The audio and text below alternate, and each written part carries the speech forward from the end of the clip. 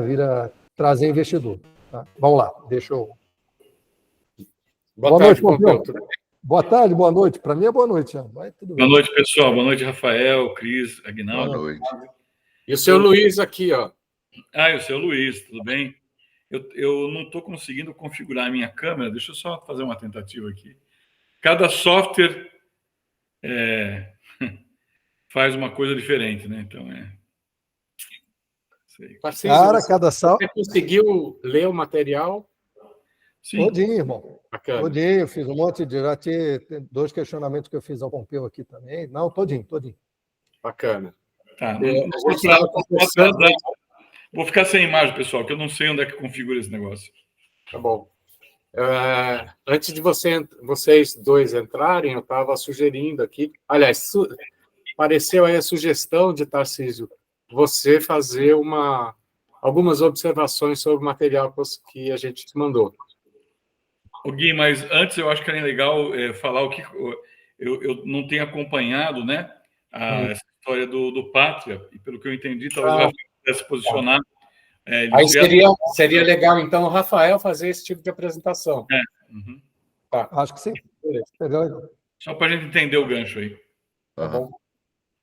Bom, quer que eu falo desde o início, resumido? Um resumido, Bom, o Pátria entrou em contato com a gente metade do ano passado, se eu não me engano, um pouco mais para frente, né?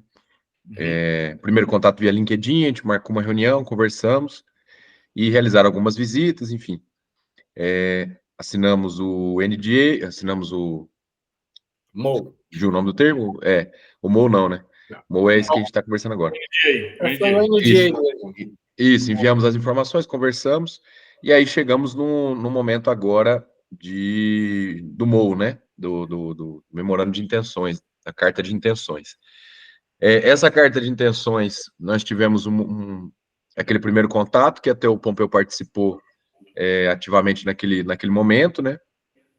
Depois retornamos para o Pátria com alguns pontos que a gente pediu, eles nos retornaram novamente, e aí naquela época eu lembro que depois a gente pensou bem, eu, meu pai e a Cris, decidimos falar, pela questão que estava o momento agrícola, a gente tinha decidido dar uma recuada, né? Porque as vendas não estavam decolando da forma como a gente estava imaginando no momento. E aí eles pediram para que a gente não desistisse, né? E aí fizeram uma visita aqui na BVL, né? E aí veio o Rafael, que é o cara que eu estou conversando lá, e vieram outras pessoas também da holding, né? Do Next Gym, né? Que é essa holding aí que eles estão formando com essas empresas. E uma dessas empresas é a Microgel, né? Que eles já têm no portfólio, que é uma concorrente nossa. Depois dessa conversa, aí conheceram a Cris, conheceram meu pai, né? Foram lá na fábrica. Depois dessa conversa, aí a gente afinou mais as ideias do MOU, né? E encaminhamos para eles. Eles nos retornaram com essas respostas aí que eu encaminhei para vocês, né? Com alguns pontos que a gente pediu alteração. Pensamos novamente e decidimos recuar sobre a proposta. E aí foi que eu conversei com eles na semana passada, né? E aí, novamente, eles, não, o que é que tá pegando e tudo mais, e eu falei, olha, o que tá pegando é o valuation.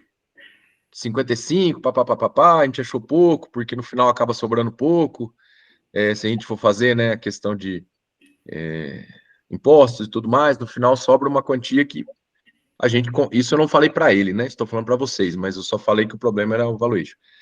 Mas para a gente analisou que falou, pô, cara, o que vai... Se você pega 55 vezes 60, mais o tanto de penduricalho que eles vão travar, depois mais o imposto que se tira, e vai tirando pontos, no final sobra um valor que a gente conseguiria, em 2, 3 anos, ter em caixa, né? Em caixa da família, né? E aí eu comentei com eles sobre valuation, eles falaram, olha, quanto que seria um valor que seria interessante para vocês? Preciso ver com a família, mas acima de 65. Se eu conseguisse esse valor, vocês teriam interesse em a gente estar dando sequência? Aí eu falei, bom, preciso ver com os sócios e retomo para vocês. É por isso que estamos exato momento nesse ponto. Bacana. Os pontos, agora sim, vale a pena falar dos pontos que estão destacados nessa última versão do MOU. O que a gente pleiteou e o que eles trataram ou não trataram, né? Vocês querem que eu coloque aquele Não, documento? acho que dá para comentar, Aguinaldo. O documento já foi distribuído. Eu queria mais era o comentário só para deixar na mente. Nós tínhamos colocado vinculante e não vinculante na versão anterior, nós tínhamos colocado essa questão do valor, que agora eles estão querendo ampliar. Que mais, Rafael, que tem assim de forte no teu olhar aí? Então, para nós três, o ponto que pega é que a gente sentiu que você vai ter uma diluição lá na frente, do restante da outra porcentagem que ficar para a gente, né? O que a gente pensou? Eles haviam comentado de comprar em torno de 55 a 75, né?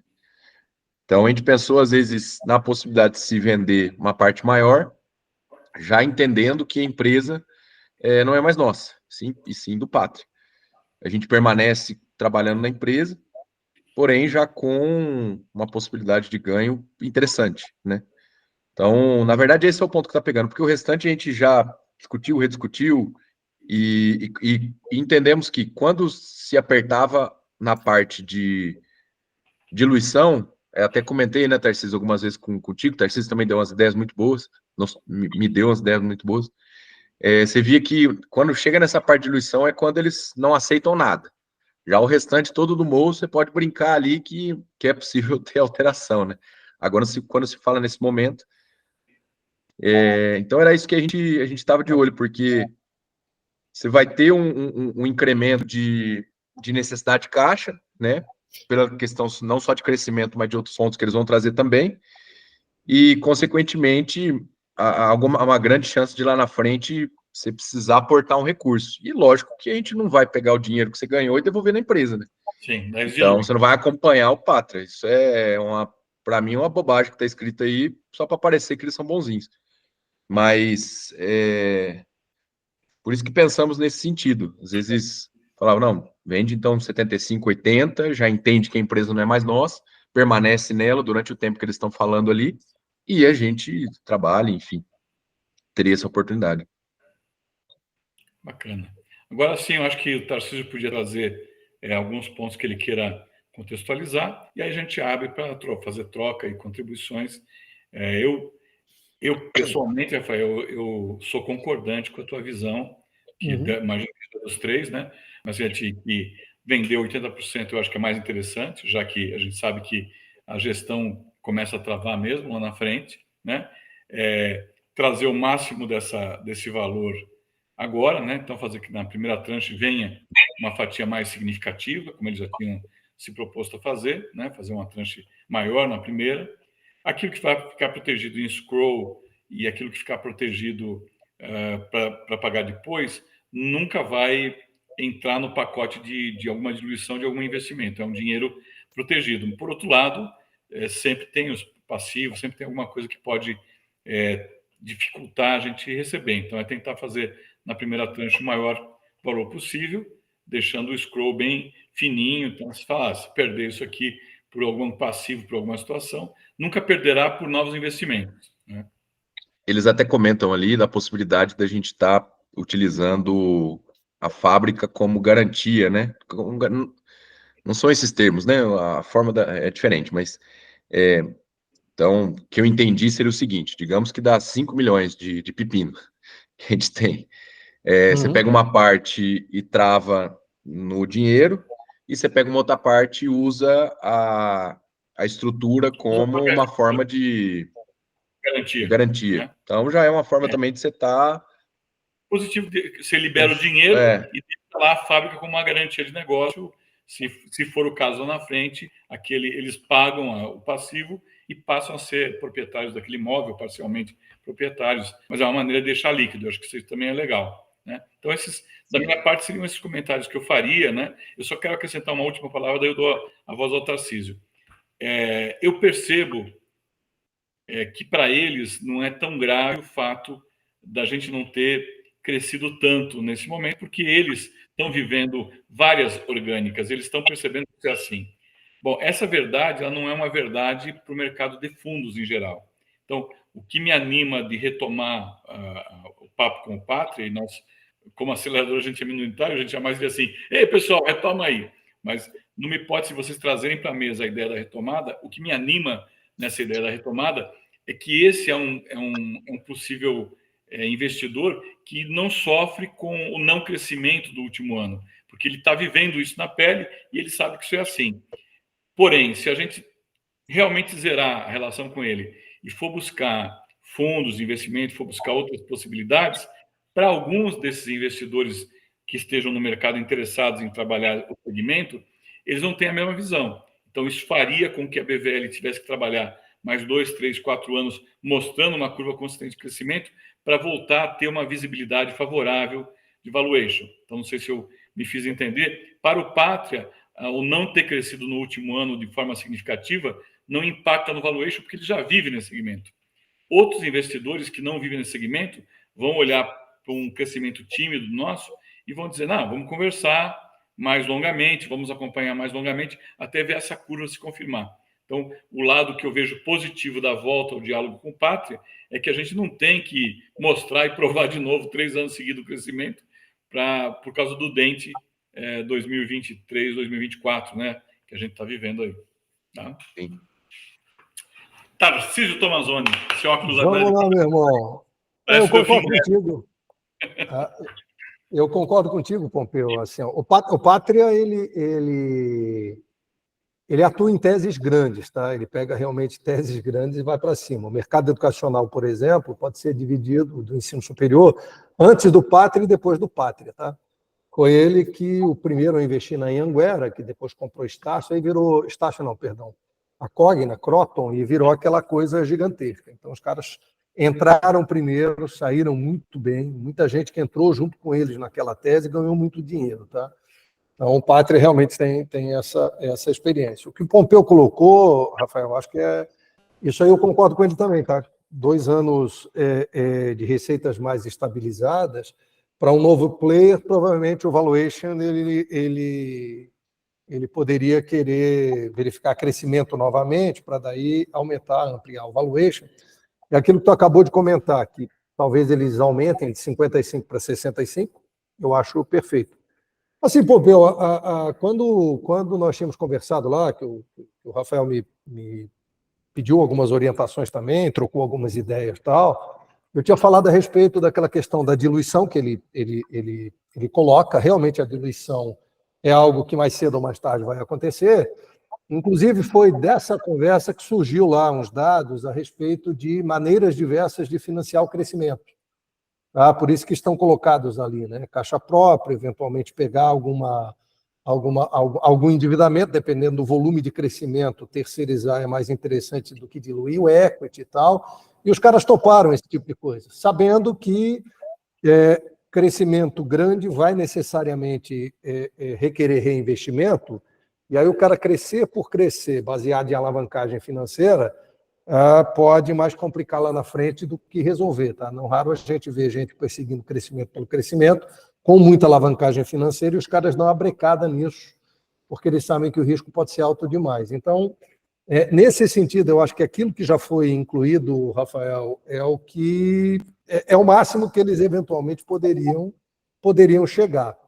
E sim, a gente sabe que se o crescimento for expressivo e eles aportarem recurso e vocês não teriam condições de fazer, acho que essa estratégia que tu apresentou aí, de ter conversado com a família, eventualmente vender uma participação maior, mais significativa, colocar um cash out maior, eu acho que também eu vejo com bons olhos aqui, tá? Eu realmente vejo com bons olhos, eu acho que ela é uma decisão até acertada. Aquelas questões colocadas ali, eu só tinha um questionamento aqui, Pompeu.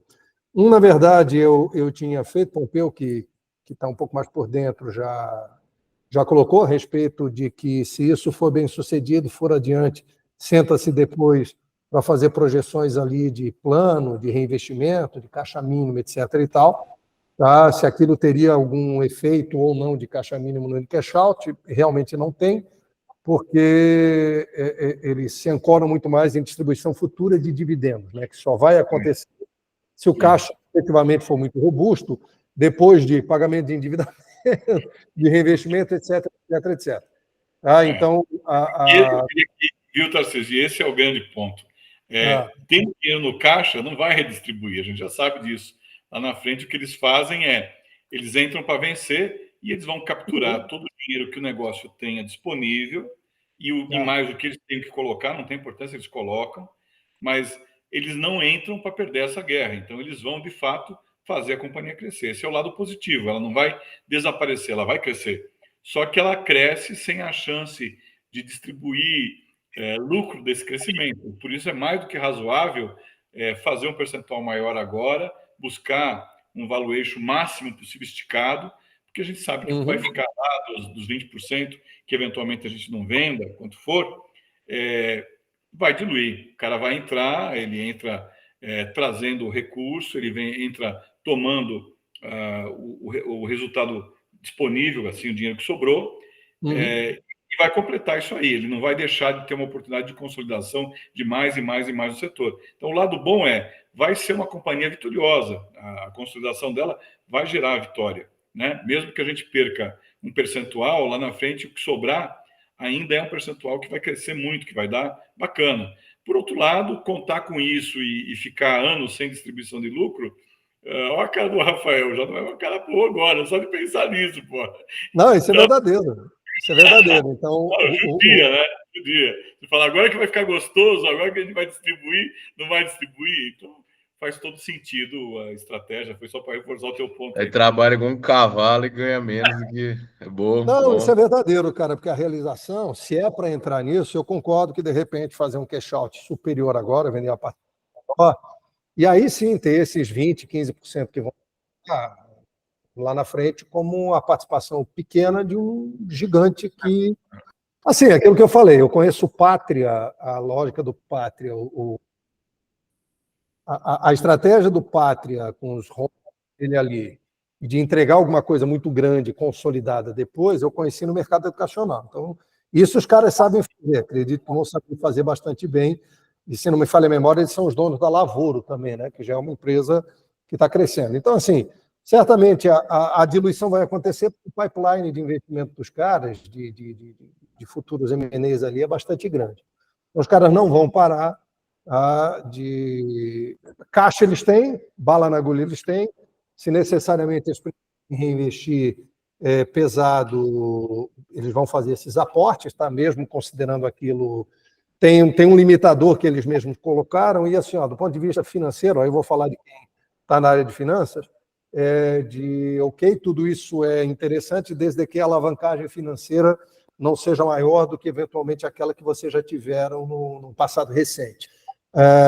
Então, assim, os caras sabem jogar esse jogo. Então, acho que essa proposição, se houvesse aumento de valuation, cara, ela vai realmente vir uma proposição interessante, bastante interessante.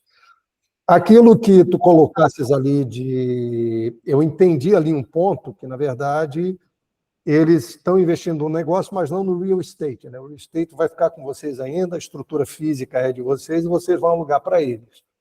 O que eles colocam ali é que, e isso é normal também, quem compra um passado inteiro, né, cara? De repente a diligência eventualmente não acha nada e lá na frente tem algum problema de ordem trabalhista, fiscal, qualquer coisa que o valha, que não foi captado, mas a responsabilidade de quem era dono. Por isso que é aquela questão de eventualmente deixar ali as ações ou cash out ou alguma coisa.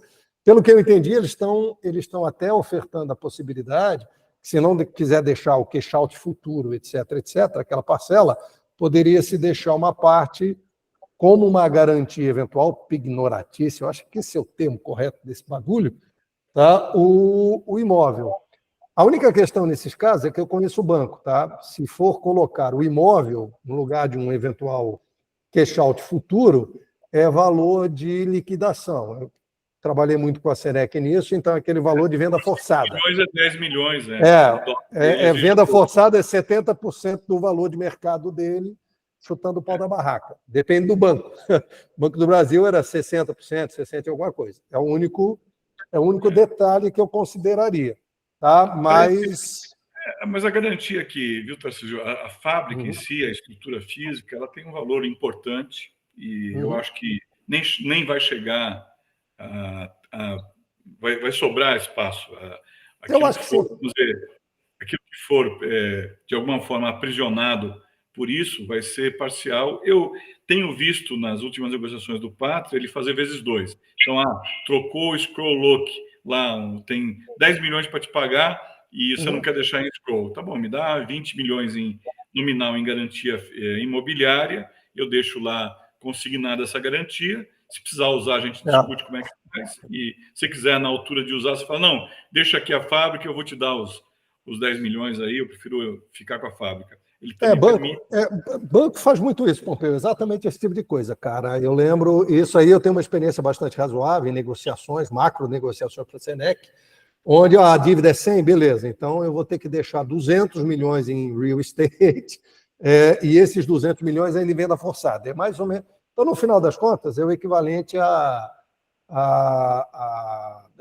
200 milhões no auge, tá? No caso específico da Senec, como tinha muita outra coisa para ser colocada em liquidação, a gente conseguia botar uns 120%, 130% só, e não 200% com venda forçada.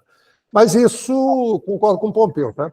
Assim, ó, minha opinião, cara, eu acho que o que está colocado ali já foi bastante bem discutido, conhecendo o banco de investimento como eu conheço, tá? Eu acho que mais do que eles eventualmente colocaram ali, não se tira, Rafael.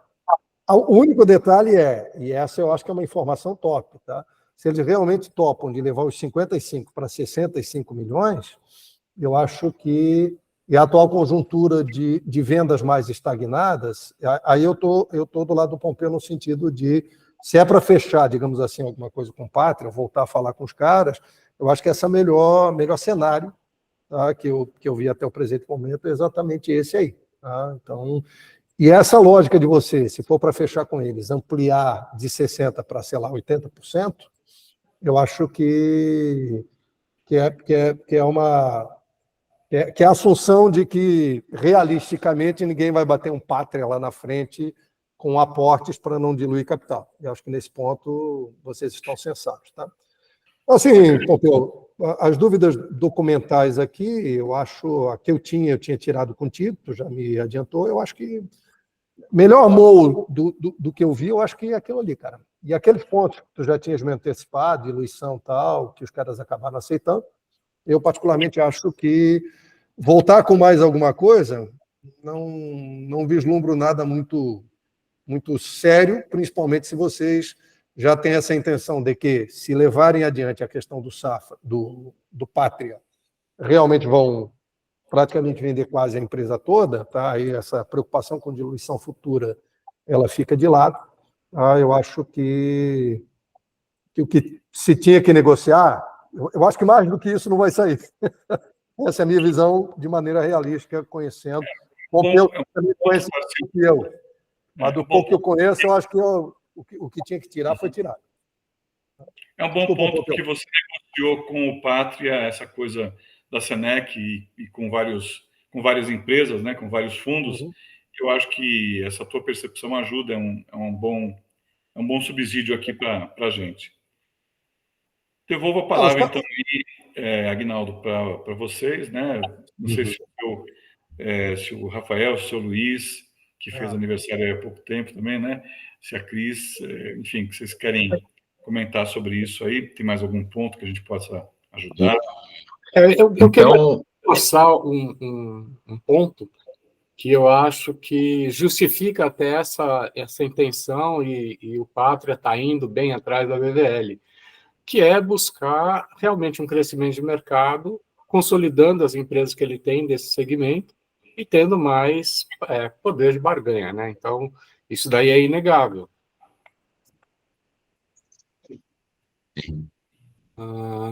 Cris, Rafael, seu Luiz, gostariam de falar alguma coisa? O Rafael está falando. Talvez não seja interessante, tendo o scroll lá, né, tendo aquele... Não seria interessante colocar a fábrica como uma parte da garantia, né? Sim. Porque, pelo que eu entendi, então, na verdade, não é Se você tem 5, né, um exemplo. Você pega 2,5 e joga lá, não vai ser 2,5, vai ser vai ser considerado um valor maior, é isso? É o contrário, Rafael. Se você tem lá em escrow para receber 5 milhões e você quer receber esse dinheiro já e colocar um real estate como suporte, né, como garantia, caso aconteça alguma coisa, em geral é vezes 2 o valor, entendeu? Um terreno vale, o terreno que eu vou colocar, ele tem que ser de 10 milhões para eu poder tirar os 5. Isso é assim mesmo, o mercado aceita a garantia do real estate. Isso é extremamente padrão, Rafael, ainda mais se tu quer dar uma garantia pouco líquida como isso. Eles vão fazer um valor de mercado do tipo assim, ó, vale 12 milhões, venda forçada daria 8, a tua dívida é 4, então eu topo. É basicamente assim. Porque, digamos, outra dúvida é o seguinte, digamos que a gente usa o bem como essa garantia. Você cresce o faturamento, a gente tem aí uma margem de crescimento que é possível, com baixo investimento, daqui a pouco você tem que fazer um investimento maior. Na estrutura, não pensando em comercial, pensando em estrutura. Se a gente for fazer um investimento na estrutura, a gente que tem que fazer, né? Porque você está alugando, né? Então seria interessante deixar a fábrica livre para usá-la como garantia para pegar um recurso para poder investir na estrutura. É mais negócio do que você travar dessa forma aí um dinheiro menor que vai travar uma montante maior, né? Seria isso, então. Esse é um lado, Rafael. Agora tem outro lado dessa moeda. Quem é que vai fazer investimento para crescimento? É a empresa, a BVL, que 80% já é deles. Então, você pode fazer o crescimento e vai aumentar o teu aluguel. E quando você faz o crescimento, aquele galpão que valia 10 milhões passa a valer 20 milhões. E aí ele é uma garantia exagerada para aquilo que ele está colocando, entendeu? Então, é muito comum que a gente dá em garantia. Às vezes o bem que a gente dá em garantia, o banco nem quer. Porque ele fala, não, é muita garantia para uma dívida pequena e eu tenho até dificuldade de sustentar isso depois lá numa eventual discussão jurídica. O que o legislador pensa? Ele fala, não, isso aqui é uma garantia exagerada, libera essa garantia, você está segurando por causa de 5 milhões uma garantia de 40, libera essa garantia para os caras e tal. Então, eu penso que não vai prejudicar vocês de deixar um ativo como garantia, qualquer que seja esse ativo, porque a hora que a BVL, que já vai ter 80% de outra pessoa, né, que a gente vai estar minoritário, a hora que ele disse assim, não, nós queremos mais fábricas, vocês podem alugar mais um galpão para a gente? Você fala, ok, eu topo, faz a conta lá, fala, não, vou gastar 20 milhões para montar mais um galpão, te aluga esse galpão por mais 5 anos, para mim está valendo. Nessa hora, né, que você faz isso, aquela estrutura que valia 10 milhões passa a valer 20 ou 30, ela é reavaliada, né, pede um novo laudo de avaliação para ela, e ela continua crescendo como valor, enquanto que a tua dívida de escrow está estagnada ali naquele dinheiro, obviamente indexado pela inflação, mas não cresce no mesmo ritmo. Então, você não está perdendo mais fábrica, né? No momento que a fábrica aumenta o valor, você precisa de um percentual muito menor dela para dar como garantia, né? E, de fato, é uma garantia por quê? Porque na hora de quitar, teve um passivo de 2 milhões, ele precisa ser quitado.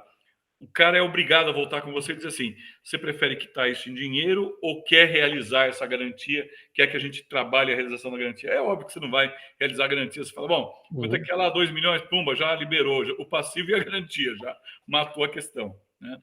A garantia é apenas para, no caso de fato, um monte de gente lá acionar na justiça, né, passivo trabalhista de aba 4, ter de onde tirar, né? Entendi. E passivo trabalhista hoje, o passivo trabalhista ele é até relativamente curto, na verdade. Dependendo do caso que o cara esteja ali eventualmente pedindo, é 2 anos. Não Sim, um período curto, né? As contingências vai depender aí. Então, assim, talvez até essa ideia de pagar para ver no sentido de deixar essas parcelas futuras de cash out ali uma eventual garantia, tá? Aquela história, o que é isso, na verdade? A diligência vai apontar um caminhão de coisas agora, talvez a ponte, talvez não, é isso que eu estou dizendo. Esse tipo de garantia é o seguinte, começamos comprando, tal, e lá pelas tantas deu algum problema que ninguém conseguiu capturar na diligência, é um problema de vocês, porque é da fase onde vocês eram especificamente os... Como eles são solidários, eles são donos de 80% da empresa, e o juiz vai, manda pagar, são solidários, aí ele dá uma precavida, então eu não vou pagar o cash out aqui, de 2 uma, né? paga isso e eu te libero o cash out, eu uso o cash out e Inês é morta. Tá? Então, assim, te dizer, coloca o real estate, não coloca o real estate, deixa o cash out, não deixa o cash out, o grosso dessa brincadeira, cara, geralmente, tá, de coisas não capturadas agora, são passivos, eventualmente, trabalhistas ou tributários. Tributário tem 5 anos, trabalhista, dependendo do caso, é 2. Tá? Então, no espaço de 5 anos que vocês vão ficar, até onde eu li, né, nos próximos 5 anos, vocês continuam na empresa. Tá? Então, cara, depende. Falar de futuro é meio complicado, tá? Mas talvez até no meio do caminho dá para tentar eventualmente até negociar com eles. Não sei, Pompeu. Um banco, de vez em quando, eu fazia isso. Porra, tira essa garantia, bota outra. Nem sempre é fácil fazer isso, tá, cara? Mas talvez no meio do caminho tá certo. Desanuvie. Eu defendo a ideia de colocar no papel, de colocar no documento, Rafael, que a gente deseja, né, que uma das exigências é redear o scroll em cima de um ativo de real estate. Por quê? Porque se eles concordam agora, depois não podem desconcordar, né? E o real estate fábrica, na minha opinião, é a melhor coisa a fazer. Porque primeiro o cara vai precisar da fábrica, então ele não vai derreter esse real estate de jeito nenhum, ele precisa dela existindo para a BVL. Reservar, né? É bom negócio para todo mundo, porque ele não vai derreter aquilo, ele vai aceitar como garantia porque tem valor, né? E faz parte do momento dele fazer isso, mas em nenhum momento vai dar loucura de vender a fábrica. O que vai acontecer puxa, aconteceu um passivo, vocês comparecem com o valor? Puta, não comparece? Bom, a gente vai comparecer, a gente fica com o direito um pedaço da fábrica, né, desse percentual, mas ele jamais vai mover a operação dali, jamais a fábrica vai ser realizada por causa de uma... Até porque o valor do real estate vai crescer muito mais do que com certeza. que está lá. Mas então, deixa eu ver se eu entendi. Lá eles falam que parte pode ser usada. Você comenta que seria interessante que 100% seja utilizado dessa forma.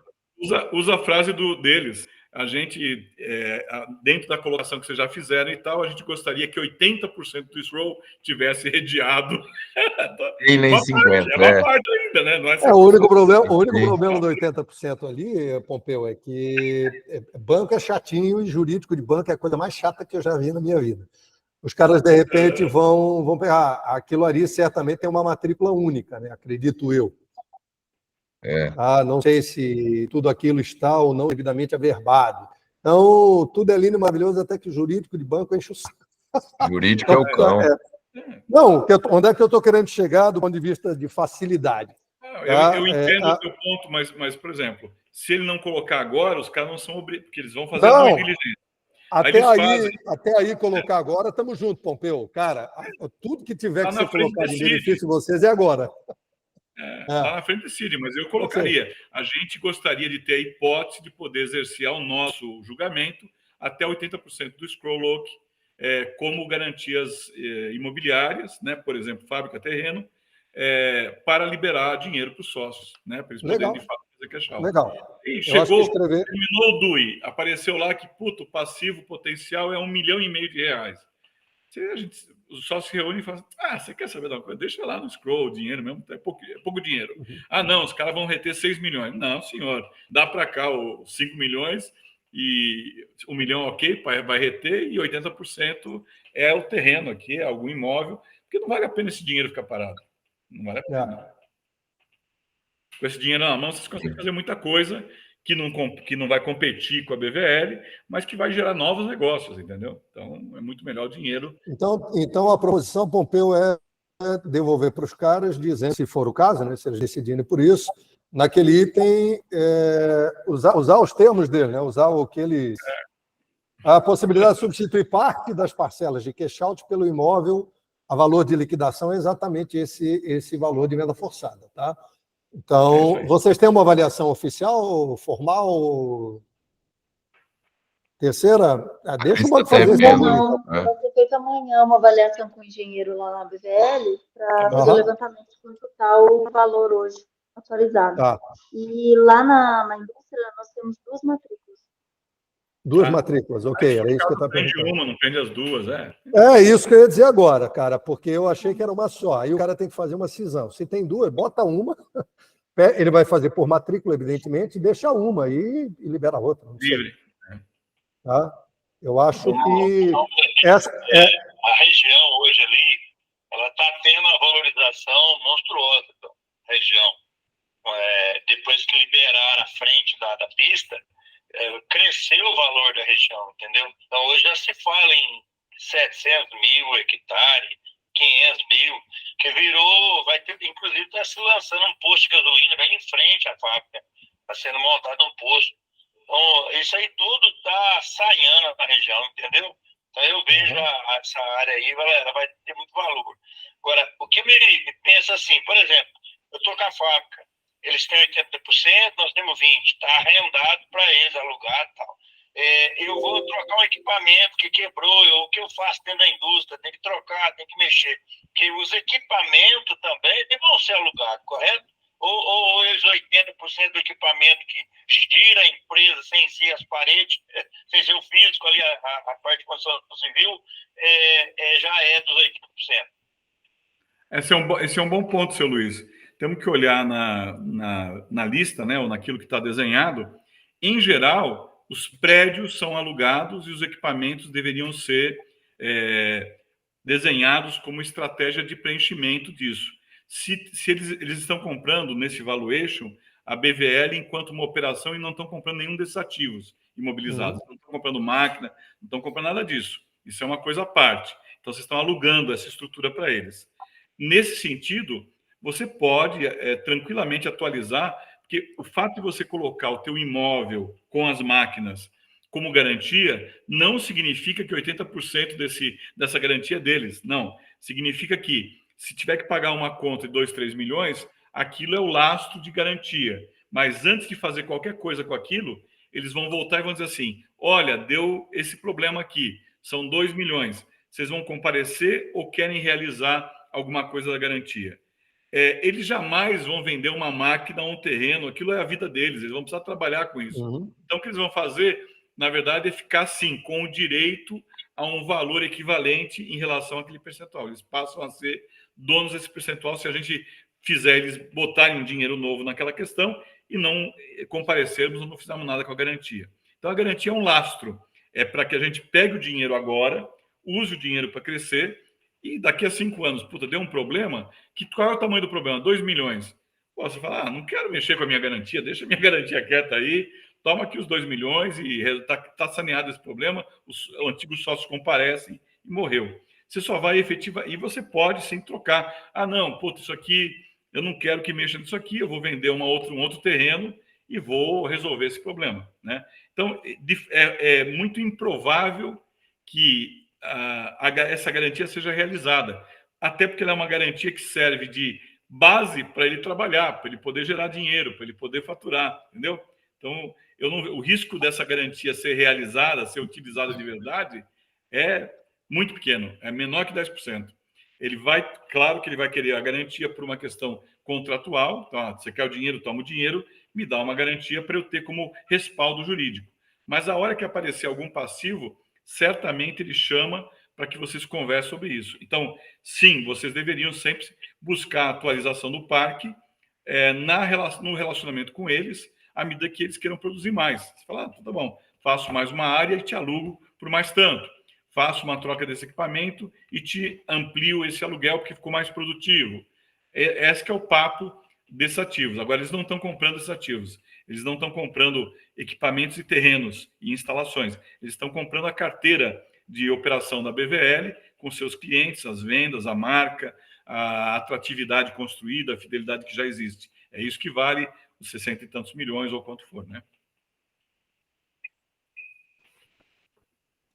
O aluguel, Pompeu, o aluguel, então, não é só do real estate, é de absolutamente tudo. Todos os equipamentos também entram nessa lógica de tudo ainda continua com vocês, tudo continua com a BVL. É igual você alugar uma casa com mobília, né? Lógico não é porque no mercado educacional, às vezes, acontecia o quê? No pagamento, mercado educacional, tá? No pagamento meio que já entrava o recheio junto e o cara, dono, isso era bastante comum, o dono do empreendimento alugar o espaço físico e os caras que entraram ali, eles eram responsáveis por tudo, absolutamente. Praticamente compravam tudo, né? O cara vendia praticamente tudo e ficava só com o real estate alugado. nos processos de aquisição de marcas como Lavoro, BVL e outras, o fundo se comporta um pouco diferente, porque ele entende que aqueles equipamentos vão sucatear. Então, ele não quer fazer um CAPEX agora. Exatamente isso.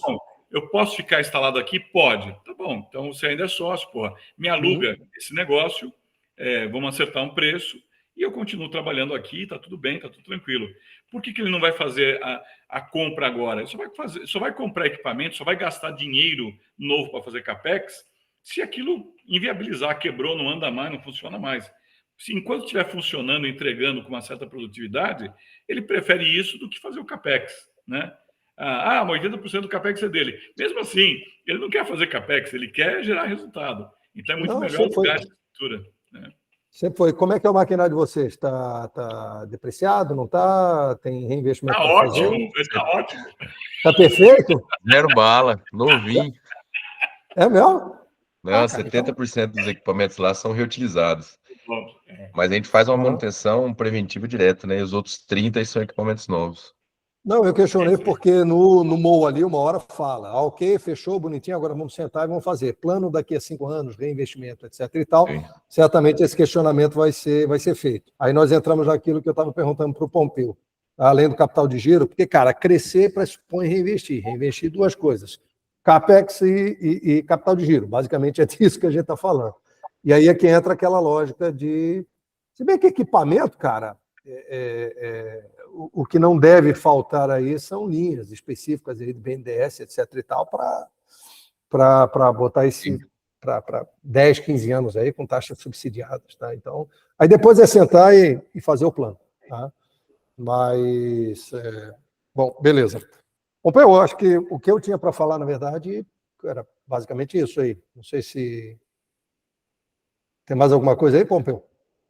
Não, eu devolvo a pergunta. Eu acho que para o Rafael, para a Cristina, para o seu Luiz, acho que é importante essa contribuição nossa para que eles possam, né, e consultar o travesseiro e ir para frente ou não. Então, acho que a gente deu, até agora, uma posição favorável à ideia da venda com essa maximização de valuation e com a maximização de percentual. Falamos que talvez seja interessante liberar o scroll, já botar lá uma cláusula que é nosso julgamento, né, da BVL, o scroll deveria ser trocado até 80% por ativos imobilizados, tipo real estate, para que os sócios tivessem, então, a liberação desse recurso. Acho que basicamente é preventivo. O que acontece normalmente, até para o seu Luiz também entender, depois do due diligence, os caras vêm com uma lista imensa de trick-trick. Aí a gente deve sentar com eles, aí sim vale um Tarcísio, vale outras pessoas também botar junto, mas assim, aquela história assim, meu irmão, essa porra aqui não teve sentido nenhum, pô. Os caras vão botar o pelo em ovo. O pelo em ovo é para dificultar a situação, mas aí tem uma negociação que é com a lista dos questionamentos na mão. Cara, isso aqui não tem nenhum impacto, não faz sentido, vamos tirar. Então começa a esvaziar o due diligence em termos de observações e vai sobrar um recheio, e esse recheio é que vai dar base ao valor final e ao scroll final e à condição final. Se os caras estão até agora babando o ovo, pedindo, querendo, o que vai acontecer? Agora eu vou falar uma coisa feia. Cris, tapa o ouvido, que eu vou falar uma coisa bem feia agora. O doce é nosso, não é deles, entendeu? É lógico. Então, assim, vamos ver que ele vem uma lista desgraçada. Você fala assim, cara, não vai dar negócio, lamento, entendeu? Desse jeito não vai funcionar. E aí o cara fala, é muito melhor abrir um pouco as pernas e tirar alguns itens que não fazem sentido do due diligence do que foi levantado, do que levar isso aqui a ferro e fogo e não comprar, depois de tudo, ainda não comprar a BVL. Isso é assim. Não, eu concordo com o Pompeu, tá? A diligência é a coisa chata, tá? Vai entrar um bando de chato lá, um cara crachá, um pessoal de manual, e aí eu concordo com o Pompeu. Depois, na hora que tiver a relação, aí a gente entra de novo dentro do seguinte, cara, isso aqui... Concordo com o Pompeu, tá? Porque banco e o pessoal da diligência vai apontar detalhezinho insignificante para quem faz o macro negócio. Aí sim precisa ter uma sustentação para dizer, cara, fumou maconha, isso aqui tá louco, isso aqui não interfere em nada. E eles podem diminuir o valuation lá na frente? Eles vão buscar no due diligence algum subsídio para mexer com o valuation, ou no mínimo para mexer com o scroll. Isso é natural, Rafael, isso é assim mesmo. É normal. Os caras estão perseguindo tanto esse processo que agora é muito mais fácil, nós estamos muito mais nós estamos muito mais tranquilos do que eles em relação a isso. Porque o cara precisa muito fazer essa operação, já ficou claro na medida que ele vem e volta, e volta, e volta, e volta. E se o cara vier com aquela lista e não reduzir a lista, a gente fala, cara, sinceramente, não vai dar para fazer negócio, irmão, porque aqui, ó, isso aqui é uma bobagem, isso aqui não faz sentido, isso aqui é... Cara, isso aqui não vai dar problema nenhum. O cara fala assim, olha, esse cara aqui não bateu o ponto 3 vezes no dia 25 de setembro de 2000. Potencial passivo trabalhista. Os caras apontam essas porcarias, tá, cara? Eles apontam, é obrigação da auditoria fazer isso, entendeu? Uma auditoria que vai fazer uma auditoria para você, uma auditoria independente. Ela vai vir com... Você vai contratar e ela vai vir com trocentas coisas. Aí você vai lá, isso aqui não é problema, não é problema. Vai pegar o teu contas a receber, aí vai querer, porra, acabar. Cadê a tua lógica de provisão para credores, de liquidação duvidosa? Pô, os caras são chatos pra porra. Mas assim, isso aí a gente rebate do lado de cá. É um ritual já conhecido e que não vai... Não sofram com isso, porque a gente já sabe que é assim. Sim. E uma outra dúvida com relação a... claro, eles não vão entrar numa toda estrutura dessa para perder tempo, mas a gente ficou na dúvida do seguinte, falou, pô, será que esses caras não estão querendo vir só para ter acesso a informação? Tanto que a gente até colocou ali, né? Fórmula e essas coisas a gente não abre. Mas além disso, você ter acesso a clientes, você ter acesso a produto que está sendo vendido, a gente ficou também nessa dúvida. Cara, será que esses caras não estão vindo só para levantar, depois passar para os concorrentes que eles compraram e a gente depois só ficar chupando dedo, né? Olha, mas eu diria para você o seguinte, Rafael, Luiz e Cris.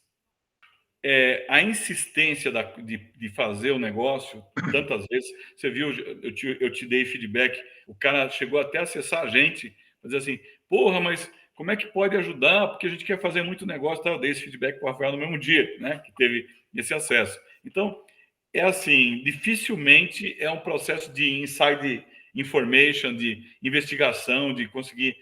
O cara quer essa operação, porque o custo desse esforço de voltar, isso não é barato para eles, entendeu? É um trabalho pesado, ele precisa desse ativo, essa que é a verdade. Né?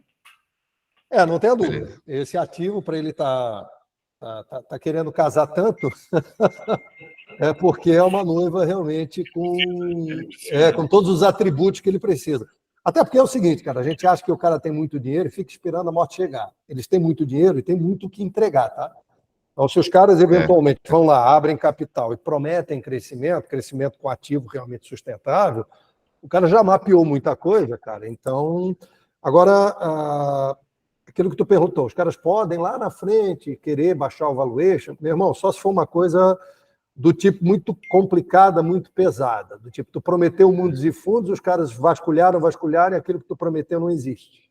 Aí sim, é outro detalhe. Mas como a gente sabe que não é isso, cara, esse detalhezinho que vai aparecer, que parece um monte de penduricário, porra, cara, Pompeu, a gente está tão habituado a lidar com auditoria e coisa, que basicamente é isso, tá? Uma auditoria que eu sempre perguntava, né? Como é que está a contabilidade, como é que está isso, o que está fora, o que está dentro. Os caras vão perguntar isso, que eles não nasceram ontem e tal. Mas, cara, desde que não seja nada com uma probabilidade de perda muito grande lá na frente, particularmente eles vão reclamar, e como o Pompeu disse muito claramente, vocês são um ativo muito interessante para eles, cara, a chance disso redundar em alguma redução lá na frente, redução de valuation eu acho muito improvável. Faço minhas palavras do Pompeu, de repente o cara encheu o saco com um pouco de cash out lá, futuro para ficar um pouco nisso, uma liberação futura. Mas de valuation eu acho muito improvável. Cara, a chance disso acontecer para mim é muito pequena. Seu Luiz ficou bonitão, então. A cara dele lá. Era feinho, ficou bonitão. Que essa noiva aí, não é que ela é uma noiva bonita. Ela está localizada numa região muito favorável para o noivo, sabe? É Matopiba, é Luiz Eduardo Magalhães. Isso aí pesa, entendeu? Eu acho que, minha opinião, né? Uhum. Isso aí, hoje eles não têm empresa nessa região, mas vão ter um ponto, já dá ali para Nordeste, entendeu? Eles são bobinhos. Ninguém né? Não é isso mesmo. Muito bom. Não, eles podem acusar esse povo de ser tudo, menos bobo. Acusa mas ele bobo, na última reunião, eles comentaram, né, só esse ponto que o Pompeu falou de... Ele até me perguntou, você faturou quanto? Qual que tá a margem? Eu falei, você lembra que 22 eu te mostrei tanto? 23 foi tanto. Ele, não caiu pouco.